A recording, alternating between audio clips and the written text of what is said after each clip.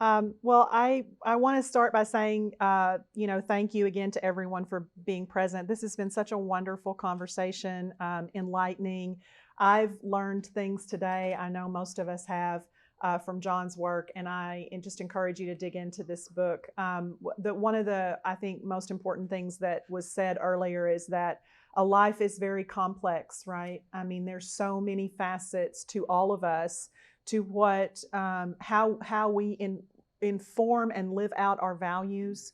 It's shaped by the experiences that we have in life, and thanks to the voluminous archives that the Rockefeller family left for us and that Winthrop left, and thanks to John's deep work and curiosity in writing about them, we now have that piece of the story about Winthrop that we never had before. And so I'm very, very grateful to you, John, for filling in that, not just for Arkansans, but for the wider world who will study the Rockefeller family philanthropy and history into generations to come.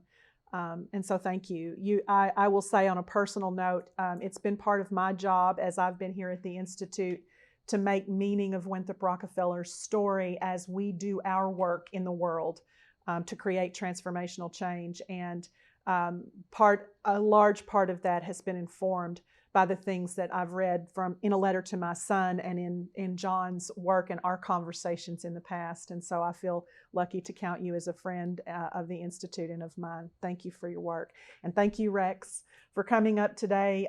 You never fail to share your enthusiasm for Winthrop Rockefeller and this place and Arkansas in general. So thank you for doing that and for continuing to do so with the wider world. You know, Winthrop Rockefeller, we know, we've already talked about, left a political and philanthropic legacy in Arkansas. And like so many of us in this room, and in fact across the state, I thought I knew the story before I came to work here, especially given that my education as a young adult took place largely in the halls of the Arkansas State Capitol. In fact, we have two former state capitol historians with us today, Dr. David Ware and Ann Clements, who I both had the fortune to work with in the Capitol, and David is now our Arkansas state historian. I remember when we curated the exhibit, and David worked on the exhibit on Winthrop Rockefeller, and we talked a lot about the accomplishments of the man and what he had done for Arkansas. And so, like most people, I thought I was pretty well versed in the story.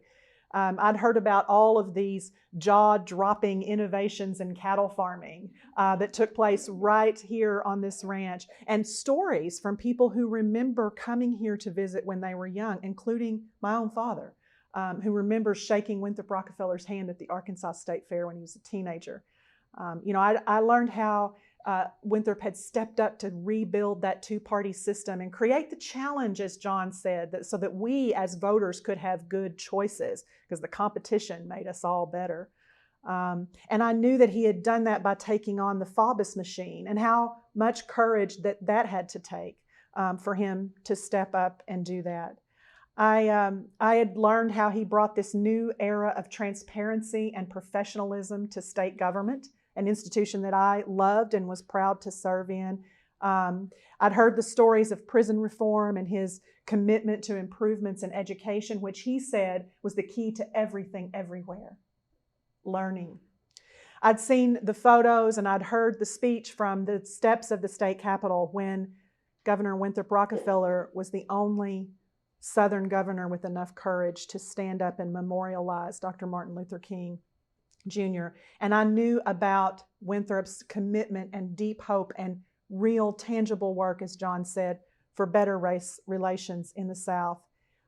I'd gotten a surface level glimpse, at least, of his determination to bring about advances in mechanization and industrialization so we could strengthen our economy as a state. And indeed, he did transform those things. And I'd seen over and over the products of his philanthropy and the work that continued because of it: Winrock International, the Winthrop Rockefeller Foundation, the Arkansas Arts Center, the Arkansas Community Foundation, the Model School in Morrilton, and countless other investments that he made.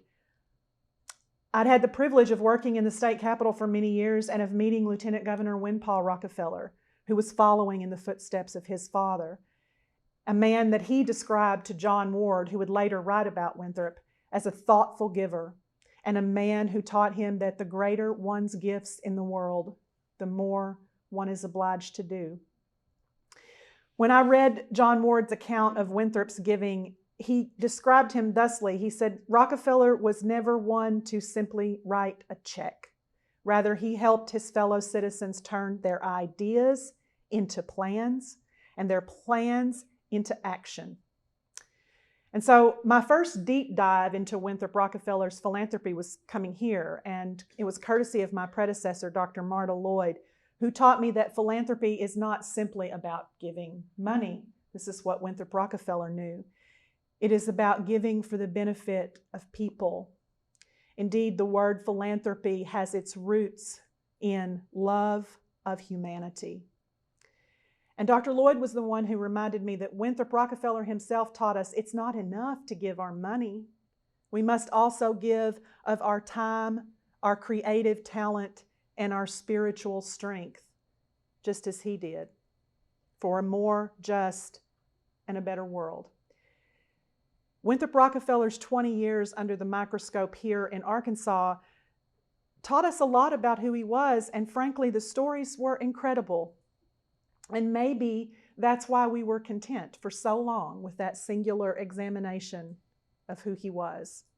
But today, we are celebrating John Kirk having brought to life so many more facets of Winthrop's lived experience than we ever knew before. There are books out there about the time that Winthrop spent in Arkansas. Kathy Kunzinger Irwin wrote her doctoral dissertation about Winthrop's service as governor. It's a book called Agenda for Reform. John Ward, who worked for Winthrop Rockefeller for many years, published 2 books about Winthrop's time in Arkansas and his life, and also his philanthropy. So any serious student of Winthrop Rockefeller would do well to read their works alongside John's. And what I want to point out is that because of John's work and because of the research and the stories that have been told, we can ask a slightly better question than we've been asking all these years. We ask, why did Winthrop Rockefeller come to Arkansas? A great and curious question indeed, but the better one maybe for all of us as we move forward is, how did he do what he did? Because it wasn't just about the money. So I want to say that, a continuing legacy, in fact, by itself is not just a list of accomplishments. It is much, much more than that. A legacy is lessons that we pass down to generations that come after us, lessons that will be carried forward into the future long after we are gone. And so what remains now in our time together today is to discuss Winthrop Rockefeller's continuing legacy. And by that, I mean specifically, what can we learn? What can we learn from what John has taught us and what John has shared with us? I will submit that Winthrop Rockefeller's continuing legacy is the creation of transformational change. If we are to continue to make a difference in the world around us, it is useful to understand what transformational change is and the values and the attributes that are needed, in fact necessary, for us to step up and take the mantle of positively transforming the world around us. But a warning, if we are to do that, it requires our philanthropy, the giving of our time, our creative talent, and our spiritual strength, just as Winthrop Rockefeller taught us. In our program, Walks with the Governor, we share Winthrop Rockefeller's life story, these pieces that John and the archives have helped inform for us to share the story of his journey through his life. And I think Winthrop might be proud to know that as we share the values that we know emerged from his lived experience, none of them were learned in a book. As John points out, most of them were from what he learned in the fields. In the field of philanthropy, he learned from his parents his special responsibility to help others help themselves. In the oil fields, he began to understand the value of relationships, of deep kinship with his fellow man. He would go on to tell his son one day that the building of relationships and the understanding of people is one of the greatest gifts that you will ever know. On the battlefield, he fought for the mutual respect, understanding, and love of humankind. He fought in World War II for the freedom he called himself privileged to enjoy, and he fought against prejudice and hatred and all forms of oppression. On the fields of Winthrop Farms, he demonstrated his characteristic resolve to break boundaries, to seek innovation, and to solve problems. And in the field of politics, he reformed and transformed our state, never content with what he had accomplished, because he knew that change must be perpetual. In an interview with the Arkansas Democrat-Gazette in 1963, Winthrop said, "If you have an interest in people, you are never satisfied with your ultimate objective. You always work a little harder for something more. I hope I never lose that enthusiasm until the day I die." And he kept that enthusiasm indeed for another 10 years until we lost him too soon in 1973. And that enthusiasm showed up in his work, his transformational political and philanthropic leadership in this state. But today I want to point out to an even larger degree that his enthusiasm for transformational change showed up in this place, here on this mountain. Because it is in this place that we, the Winthrop Rockefeller Institute, continue his collaborative approach to creating transformational change through bringing people together, convening and collaboration, and we try to foster those values in others for a better world. So I want to take a moment to say, what is transformational change exactly? A pioneer researcher of transformational leadership, James McGregor Burns, wrote in his seminal work in 1978 called Leadership that transformational change is a process where leaders and their followers raise one another to higher levels of morality and motivation. It requires working together.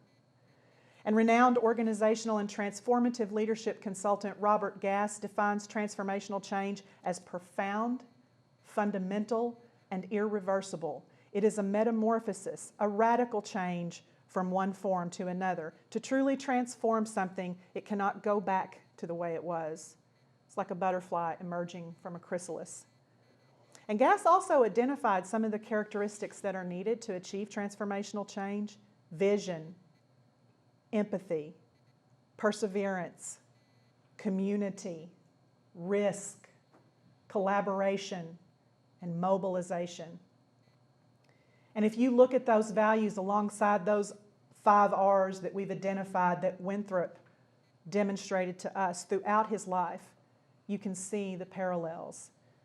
The vision, building Winthrop Farms, the empathy for his fellow man that caused him to be such a leader in race relations, his perseverance and never giving up, the community that he built, not just on this farm, but in the oil fields at Yale when he was in the military, the risk that he took over and over and over to take stances that might not have been popular in his new adopted home state, the collaboration that he encouraged people to do, because he knew that we can't accomplish our greatest achievements and solve our biggest problems if we're working alone. It takes us working together. And I'll submit that he mobilized a state and transformed, as Rex and John pointed out, Arkansas in a way that thankfully we'll never go back to. At least that's what we hope. So I want to say that you should understand that Winthrop Rockefeller came to this place, fell in love with it, as we've pointed out, and he made this his home. He transformed this place into a thriving model cattle operation. And then when he built Winthrop Farms, he invited people to come and see it. Just as John pointed out, come see the model that I built, learn from it. And when he did that and began to invite people here, he extended the very best hospitality to all of his guests. When you read John's book, you'll see those threads of hospitality going through all the stories. He loved to host. He loved to entertain. Most of all, he loved to make people feel welcome. And that part of his legacy is the foundation of what we do here at the Institute today. But as he dug more deeply into the problems of our state, as he was here on the mountain, he became more enthusiastic about our opportunities.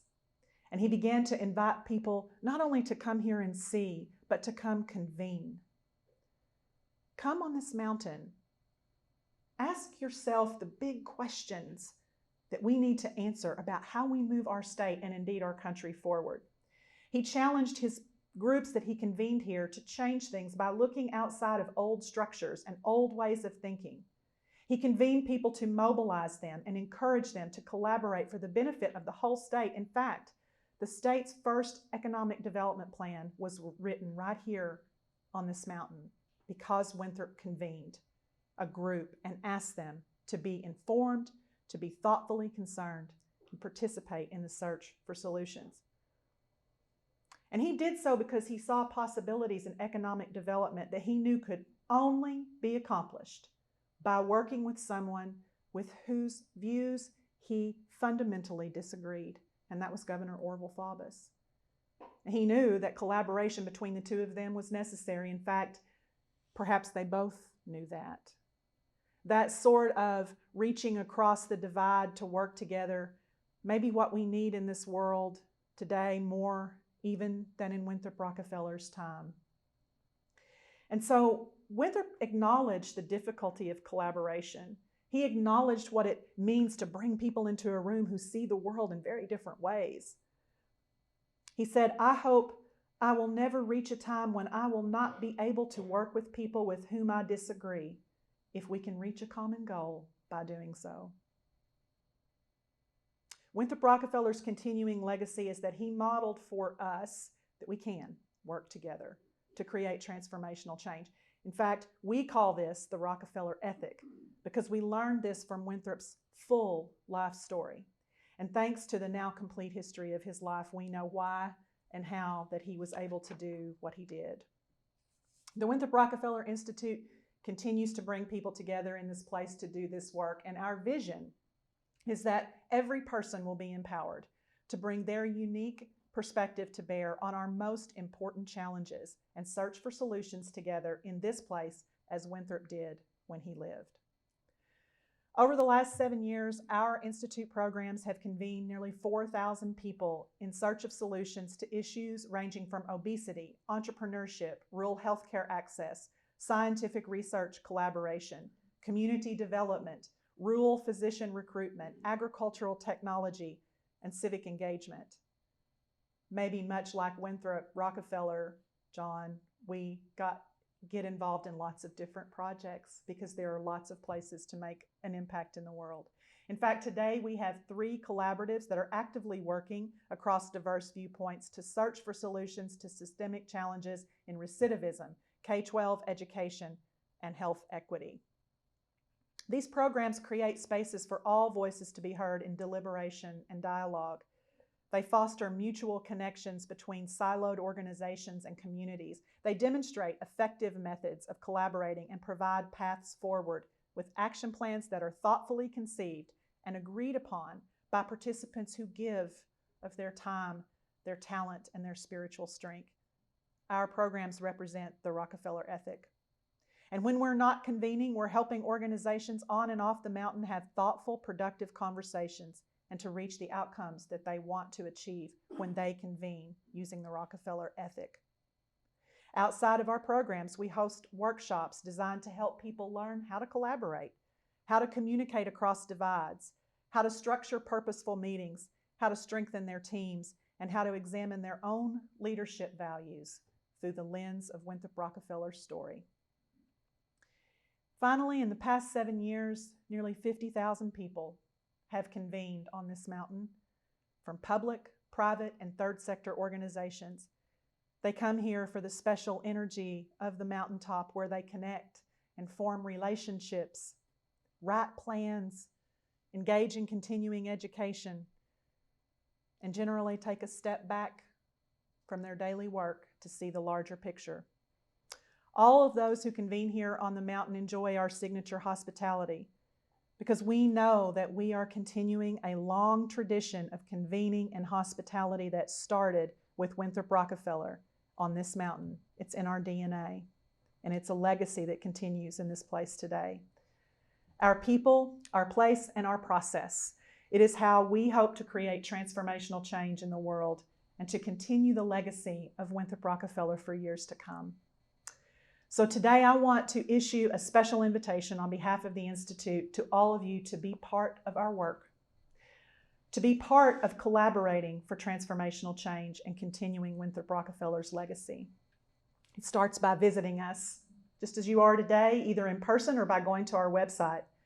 Stay in touch and follow along with us as we discover the areas where there is not only a need for collaboration, but a willingness to do so. Come and learn about how we do our work. Participate in a retreat or a workshop or convene your conference here just to get away from the daily stressors and take a big picture view of your organization or community. You can sign up to be a participant in one of our programs and come and lend your time and your mind share to the thoughtful search for solutions. And finally, if you see, as we do, a world in need of people working together, of trying to connect across divides and collaborate on solutions, then consider giving to our work. A gift to our programs helps a participant who might not otherwise be able to come. It supports our focus groups and research so we can be informed about the issues that we're working on and make sure that we hear from many voices. It allows us to recruit subject matter experts to assist in finding solutions, and it makes possible the connection and collaboration between people. A gift to our preservation fund helps us preserve and restore this historic campus so that for generations to come, the legacy of convening in this place will always have its roots in Winthrop Rockefeller's vision for the mountaintop. Governor Rockefeller was a philanthropist for the love of humanity, committed to giving his gifts to empower and inspire his community. He rarely provided 100% of funding that was needed for a program because he knew that it was important for citizens and community to support the efforts via their own philanthropy, whether that be by giving their time, talent, or their spiritual strength. And as a nonprofit organization that has benefited directly from Governor Rockefeller's philanthropy, we are keeping that legacy alive by continuing to engage philanthropists like yourselves as volunteers, as participants, as partners, and as investors committed to our work. We hope you'll come and be a part of Winthrop Rockefeller's collaborative approach to creating transformational change, his continuing legacy on this mountain. When you come here, there's a special emphasis on Winthrop's sort of spirit that's alive here. And I think it's because so much of his time was invested not just in paying people to build this farm. He built it with his own hands too. His vision is very much alive. His values are very much alive. And thanks to John's work and the conversations that we've had, we now know more about that, and we know more about how to embody it than we ever have before. I want to mention that we left you with some questions, and you've had some discussions today. This is the sort of part of the work we do to foster dialogue among groups. We're leaving you with a question to take away. It's the third question on your sheet about your organization, your community, your special challenge or issue that you feel called to work on. When you see an area where the Rockefeller ethic can have an impact in creating a better world, let us know. I'm challenging you with that today, and I'll leave you with one last request. Remember that Winthrop Rockefeller was pretty much like all of us. He was an ordinary person with an extraordinary story. And as we reflect on our own stories and what causes us to care, what causes us to give, what causes us to want to change the world, we too can have the same kind of transformational impact. We have a chance to decide what our own legacy is going to be. And I encourage you to leave here today to do just that. I want to close today by thanking John once again for this extraordinary gift to Arkansas history and to the Institute, by the way, that will help us better tell the story of Winthrop Rockefeller. And thank you to everyone here who made the time to come and be present and be part of our celebration. I know that we are going to have some time for questions, I think. Where's James? There you are. We have some time for questions if anyone has them, and then we'll have a brief close by a special guest, and then we'll go to the book signing. Is that right? So, okay.